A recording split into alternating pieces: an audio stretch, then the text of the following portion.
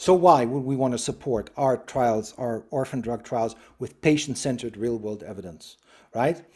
We'd like to have patient-relevant outcomes, and we'd like to include our PRO measures that ideally will get us to PRO-based labels, and we would like to include further data on quality of life to provide additional context. Yeah?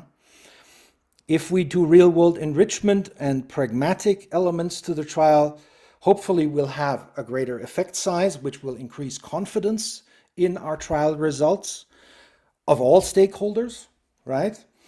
And also have more pragmatic real-world evidence, real-world based elements in our trials, which will make them more relevant for our payer and HTA stakeholders. We would like to use natural histories to produce external control groups and other databases and registries to produce these external control groups.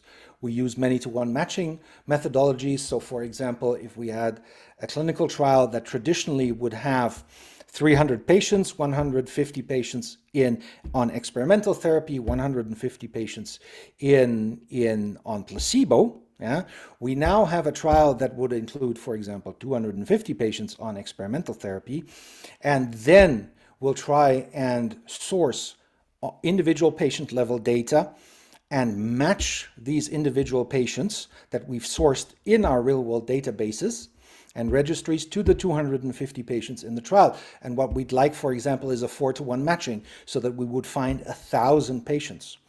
And then we can do sensitivity analysis and landscaping analysis as well, right? We can say, okay, what is, in terms of the propensity score, the best patient, and then the second best patient, the third best patient, and the fourth best patient that is that exact match with the patient that is in our trial. So many-to-one matching. Again, increasing the confidence in our results if we're seeing a treatment effect, a positive treatment effect, and differences in terms of, for example, key symptoms, in terms of functionalities, in terms of quality of life, activities of daily living between the control group, the external control group, and our study group. Yeah? So we have more patients on experimental therapy, we avoid placebo, and we have many more controls than we would ever have if we randomized them into a trial.